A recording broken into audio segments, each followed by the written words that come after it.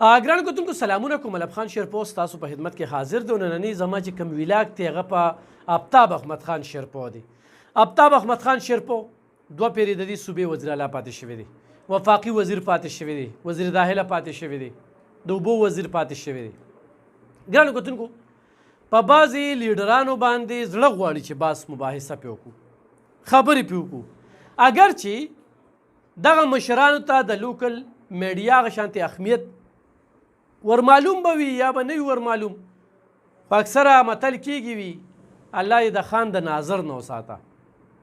خان په خپل ځای خو چې بیا د ناظر څومره وړی نو دغه یو بېله خبره وي. دا خو مې یو هسې خبره کوله، خو شیرپوهان پرون یو اجلاس منعقد کړی و. په هغه اجلاس کې په 2019 کې چې د هغه په وختو کې د ګیس کومې منصوبې وې او ایمنې و، نو په هغې باندې باس کو چې کم ځای دپاره ډکي دپاره اریچن کې بعضې ځایونه، داسې په تنګي کې بعضې ځایونه، د هغې دپاره د هغه پراجکټو خبرې کولې او باقاعده یې ثبوتونو سره کولې. دا هم نه چې زباني جمع خرچ خبرې چې یاره زه خبرې وکړم چې دا پراجکټ هم روړو، دا هم روړو، دا پیپونه هم روړو، بیا دې ځای کې دا پیپونه 15 کاله الاړل خراب شو، زنګ شو، بل کس پې راغی که نو هغې سره بریک راغی. بدقسمتي دا ده چې دلته کې څوک کار روان کړي بیا پې بل راشي نو هغه کار ودروي. خو شیرپوهان کې دا خوبې درته ښیم، یو چې ورته څوک وایي چې یاره د سیچو سره مې نه لګي یا ډي سي سره مې نه لګي یا د اے سي سره مې نه لګي، دا ټرانسفر کا، د هغه جواب ورته څه وي؟ خو دې زه ثوابې ته ټرانسفر کم، ملکند ته ټرانسفر کم، پېښور ته ټرانسفر کم، هلته هم زما ورکر وي. نو لاړ شي او د سره خپل کار سم کې. مطلب دا چې جایز کار دی په خبرو ورسره خبرو کې، ناجیزه کار یا ناجیز شبارت دا په شیرپو خان کې د سره نشته دی. نو د دغه ګیس په دغه منصوبو باندې چې کومې خبرې وکړې حیران شوم چې دا منصوبې د بلې منع کړې وي نو ده به پې کریډټ هم اخیستی و، موږ به هم ورته سلام پیش کړو، ستاینه به یې موږ کړې وه، خو صرف په دې مقصد باندې چې دلته کې د شیرپوهان کار نه پټېږي نو خو دا زه کومه نو کریډټ هلته ځي. دا زموږ یو ډېره لویه بدمرغي ده. ښه بیا یو بله خبره ته کومه چې کله سکندر شیرپو منسټر و نو د تنګي په ټاټونو پل باندې کار روان شو. په لومبني پیریډ کې 9 کاله مخکې چې کله هغه 3 میاشتې منسټري وکړله دلته کې پوښتې وشوې، دا هر څه وشو، یکدم د هغوی حکومت نه لاړل، بیل شو، په هغې کار بند شو. نن چې د هغوی حکومت لاړه نو په هغې باندې دوی کار شروع کو، هغه فایل هم پروت و، هغه فنډ هم پروت و، خو هغه دې ځای خلکو نه ورمخکې کوو. نو دا هم یو ډېره افسوسناکه خبره ده. ګرانو کتونکو د 400 خرخ هغه سیاسي لیډر زموږ د سر ګل دی چې د ضلعې له وده ورکوي، توجه ورکوي، کارونه روړي، روزګارونه روړي، مسایل حل کوي. په بعضې نیم لیډر باندې باس کیږي. آفتاب شیرپو ته چې کله سیاست پاتې شو نو دغه ډېر سخت وخت و چې شهید وطن خیاط محمد خان شیرپو د پښتونخوا لومړی ترهګری ښکار سیاسي لیډر و، یو لوی مبارز و. د هغه خدمات خیاط آباد کمپلیکس دا څومره چې په پښتونخوا کې پلونه جوړ شوي دي، زاړه پلونه د آیات خان په وخت کې جوړ شوي دي، بیا په 400 کې چې کوم پلونه دي هغه شهید شو. آفتاب خان میجر و، هغه میجري پرېښودله، د قام خدمت او خدمت یې په حقیقي معنو کې هغه ورسو. یا دلته کې په باچا خان باندې باس کیږي. زما شان ادنا کس په باچا خان باندې خبرې هم نشي کولی ځکه چې هغه یو ډېر لوی مبارز دی. بیا د هغه په جون کې ولی خان عبدالولي خان د هغه په جون کې هغه ثابته کړه خپله لیډري. نن خو اسفندیار ولی خان نوم راځي، ایمل ولی خان نوم راځي، لونګین ولی خان نوم راځي، نو دا هغه ولی خان دی. یا بیګم نسیم ولی راځي نو د ولی نوم، خو ولی خان کله ځان سره د خپل پلار نوم نه وایخی. نو د هغه په جون باندې هغه خپله لیډري ثابته کړې وه. نن یې نوم ژوندی دی. دا یو داسې یا دلته کې تورنزو باباجي صاحب، عاشق رسول محمد امین باباجي صاحب په داسې قسمه خلکو مشرانو باندې باس کیږي او ډېر زیات باس پې کیږي. نو زما نن چې کوم ټاپک و هغه آفتاب احمد خان شیرپو چې 2018 د ګیس منصوبې د دې علاقې دپاره چې هغه فایلونه یې ټول وښودل، نو خو چېرې دا کار تسلسل سره روان وي نو زموږ دا ضلع بیا د تحصیل به څومره مخ په وړاندې لاړ شي، څومره ترقي به وشي. خو ما صرف دا کړ چې بدمرغي دا ده چې هغه کار روکو شي او د هغې دپاره بیا توجه ورنه کړی شي.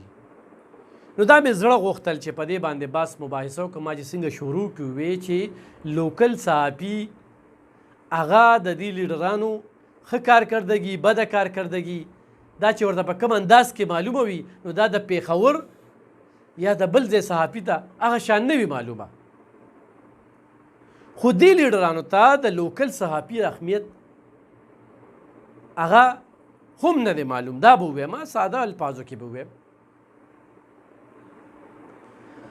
او زه په دې موقم چې دا خبرې کوم ډېر خلک به دا وایي چې یاره څه به یې ورکړي نن سبا خو دا خبره ده لیپاپه ده دا هغه ده. یو خو د شیرپو کلیم پهر کوم چې دا حیات محمد خان شیرپو د کلیم، د آفتاب احمد خان شیرپو د کلیم، چاته چې بابای روزګار ویل کېږي، خپل ځانجي ما چې څومره وخت دغه که صحافت مې مو کو اجتماعي سوچ لرم، د هغه متبادل بل لیډر نشته. خو زه به نیتي وکړم چې یاره مال یې کلاسپور قدرې نه دی نوکر کړی، مال یې څه کار نه دی راکړی. خو زه چېرته کورج له تللی ما او ډېر چېرته داسې د تیلو پیسې راکړې وي که څه 1500 روپۍ دغه به دا خبرې زه ځکه په دې موقع باندې کوم چې دا خو زما زړه زما دماغ دې طرف ته رایج دي چې زه په آفتاب احمد خان شیرپو باندې ډېر باس وکړم د هغه په کارنامو باندې چې هغه سره ورکر سره هغه څنګه ملاویږي، کومو خلکو ته یې روزګارونه ورکړي دي. تر دې وخته پورې دا چا ثابته نه کړه چې شیرپو خان یا د هغه کس چې کوم دی هغه په نوکرۍ باندې پیسې اخیستې دي. د ډېرو ځایونو نه دا اطلاعات موږ ته موصول شو او چې چا اخیستې دي او د هغه سره دوکه کړې ده نو سروالې بروالې ګرځي، تاریخ ګواه دی. ډېر خلک به زما دې خبرې سره اتفاق کوي یا د حجرې سره دوکه کړې ده. نو دا زما ذهن زما زړه زما ضمیر دا خبرې کول غواړي په څه لالچ باندې نه. یعنې ما خو کلیر کړله کیدای شي زما دا خبرې مشران خو هم ګوري چې ما له د دې وخته پورې ما له د نه کومره څه پیدا نه ده راکړې. ورغلی به ما د کلي خلکو سره به ورغلی ما په خپله به ورغلی ما ویلې به مې وي کیدای شي قسمت کې مې نه وه او یا کیدای شي څنګه چې مو وي چې لوکل میډیا ته هغه شان توجه نشته دی نو دغه شان توجه به راته نه کړې. یعنې نور چې دلته کې هر څوک ودرېږي خو مخالف وي یا د کومې پارټۍ وي خو د شیرپو خان نه بغیر بل چاته ووټ نه پرزو کېږي ځکه چې دغه متبادل بل داسې لیډر دلته په نظر نه راځي. بل خو چېرته بي اسمبلی کې ولاړي نو هر اخبار هر ټي وي خبر اوچتوي. اوس چې داسې کس راشي نو هغه چې په 15 کاله کې هغه خپل کار نشي کولی او نو هغه به پردی کار څوکي. نو په دې وجه باندې ما څو خبرې کول غوښتل چې دا یو ډېره غټه خوشخبري م ده چې راتلونکي وخت کې دغه فایلونه راویستل چې دې ځای کې د ګیس دا منصوبې وي او په هغې کې بیا جانزی بجي صاحب ما ولیدله چې هغه د ګیس په محکمه کې ډېر پالا کرسی باندې پاتې شوی دی. هغه د دې خبرو تصدیق وکړو. نو دا د هغې خلکو دپاره خوشخبري م ده او په دې خبرو باندې زه شیرپو خان ته خیرای تحسین هم پیش کوم چې سوچ کوي اجتماعي څوک وله ووټ ورکوي نه ورکوي خو د علاقې د ترقۍ د پرمختګ د سوکالۍ دپاره سوچ کوي. اوس بېله خبره چې څوک دوکه کوي یا اکثره چې کوم دی په دې پاټو کې دا کیږي چې چا سره ګاډي وي او یا په دغه ورځ باندې سلام ته دغه ته راځي نو زما به لیډرشپ ته هم دغه خواست وي د هرې ډلې چې هغه ورکر وګورئ، هغه ورکر ته وګورئ چې هغه تاله پیشي پناه کار کوي. صرف دا نه چې په دغه ورځ راشي سلام او کلام او لاس ته سره ملاوي او بس په دغه ورځ او بس اهمیت ورکوي. نه هغه ورکر ته وګوره چې هغه په ټولګي کې ستا په کارونو ستا په کردار ستا په زیار باندې باس مباحثه کوي. داسې خلک هم موږ وینو چې لیډر پسې خبرې کوي خو چې په مخامخ راشي نو حیران به شي. داسې خلک چې په کور کې شپږ نوکرۍ ورکړي دي هغه خفه وي. نو اجتماعي سوچ ختم شوی دی، انفرادي سوچ راغلی، نظریه ختمه شوې ده او نظریه دا جوړول دی وخت کې په راتلونکي وخت کې 400 کې څوک سیاست کوي. د ولی باغ دلته یو کردار دی، بیا د شرپو خاندان چې کوم کردار دی هغه ترقي ده، هغه سوکالي ده، هغه پرمختګ دی. ما سره به نورې ډېرې ډلې دې کې اتفاق نه کوي چې ته څنګه یک طرفه دا خبرې به ورته مخې ته راځي. خو زه په هغه ماضي باندې خبرې اترې کوم چې په ماضي کې کمې منصوبې موږ ته ښکاري، کم کارونه موږ ته ښکاري، په هغه تناظر کې زه دا خبرې کوم. الله دې کړي چې مستقبل کې هم دغه شانتې کارونه وشي.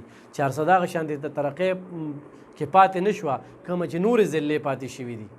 نن پکې خو هم سرکاري دفترې نشته دي، ټول په نجي بنګلو کې دغه خلک اوسېږي او د هغې ډېرې کرایانې خو دغه پیسې لاړې شي او خزانې ته لاړې شي او د دې ځای په بلډینګونو باندې پاتې شي. نو دا به څومره پیدا وي تر دې چې د 400 یو سیاسي کس ما ونه کته چې هغه په اکسایز دفتر کې د خپل ګاډي رجسټریشن کړی دی.